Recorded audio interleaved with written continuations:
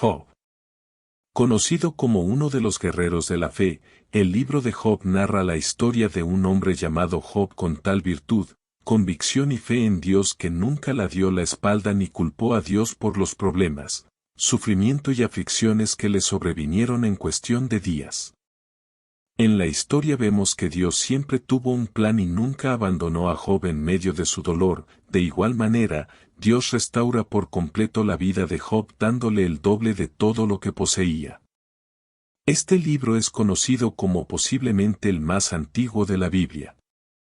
Su nombre se basa en el personaje principal, un hombre llamado Job, quien fuera una persona de mucha riqueza material que contaba con una fe en Dios aún mucho mayor a sus riquezas terrenales.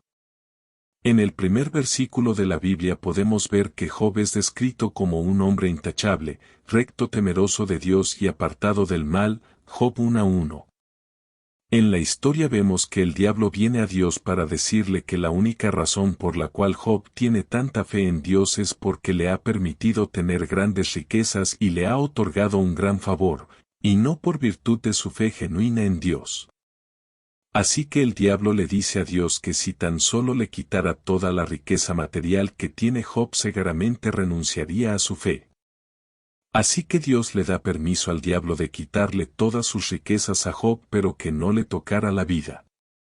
En cuestión de un día, Job recibe noticias muy malas, cada una informándole que todos sus ganados, sus siervos y aún sus hijos han muerto debido a terribles acontecimientos repentinos. Al escuchar tales cosas, Job rompe sus vestiduras, se corta el cabello de la cabeza, pero aún así se humilla ante Dios en oración. El diablo se presenta nuevamente frente a Dios para decirle que, si tan solo permitiera que Job sufriera dolores y agonías físicas, entonces seguramente renunciaría a su fe. Dios, estando seguro del carácter, virtud y fe de Job, permite que su salud sea afligida sin quitarle la vida.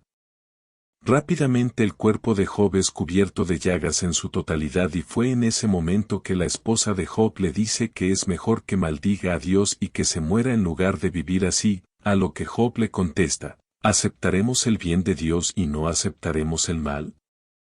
En todo esto Job no pecó con sus labios. Job 2:10. Tres de los amigos más cercanos de Job llegaron con él para darle apoyo y se sentaron en silencio junto a él por 7 días en reverencia a su duelo, dolor y pérdida. Es en el 7º día que Job vuelve a hablar y cada uno de los 4 hombres empiezan a compartir las reflexiones de los problemas de Job. Job maldice el día en que nació y compara a la vida y a la muerte con la luz y la oscuridad. Con todo esto, Job lamenta que su nacimiento haya sido en oscuridad y desea no haber nacido, pues cree que la vida solamente incrementa su sufrimiento. Su amigo Elifaz le responde que, aunque Job en el pasado había ayudado a mucha gente con su dolor, pero nunca había experimentado tal dolor. Elifaz concluye sus pensamientos diciendo que lo más seguro es que su dolor se debe a algún pecado pasado y le recomienda que por lo tanto busque el favor de Dios. Sus otros 2 amigos, Bildad y Zofar, concuerdan que todo el dolor de Job debe ser por causa de alguna maldad que provocó la ira de Dios, por lo que debe de procurar actuar de una manera mucho más pura e inocente. De la misma manera, su amigo Bildad sugiere que los hijos de Job, por causa de su comportamiento, se condenaron a sí mismos. Para terminar la discusión, Zofar termina diciendo que aun a pesar de su sufrimiento y pérdida, puede ser que Job merezca aún más sufrimiento del que está experimentando. Al escuchar toda y cada una de las opiniones de sus compañeros, Job se enoja tanto que termina llamándoles médicos inútiles, forjadores de mentiras. Job 13:4. Job procede a preguntarse por qué Dios juzga a las personas por su comportamiento cuando tiene todo el poder para cambiarlo y para perdonarlo. Job sigue perplejo y confundido para poder entender cómo un humano puede satisfacer la lástima de Dios, ya que sus caminos son misteriosos y sobrepasan la comprensión humana. Job dice que Dios no puede ser burlado y que aún él no se conoce a sí mismo lo suficiente como para poder defender su caso frente a Dios, por lo que Job deseaba que hubiera alguien que pudiera ser el mediador entre él y Dios o ser mandado al Seol.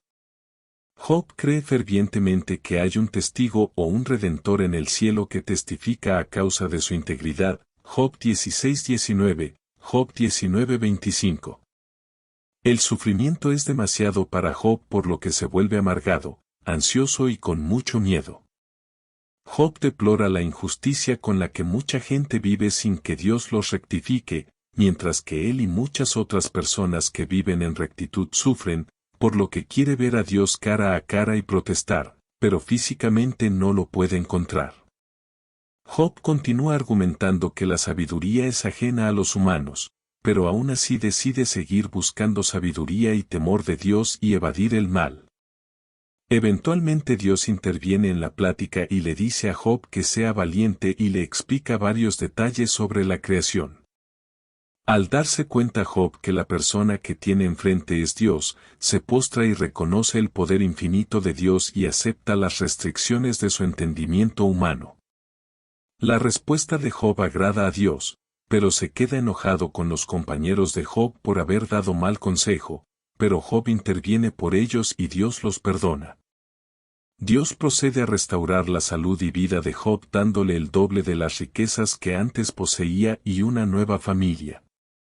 En la historia vemos que Job nunca renunció a su fe, cementándose como un gran ejemplo de fe en Dios en medio de todas las pruebas y sufrimientos.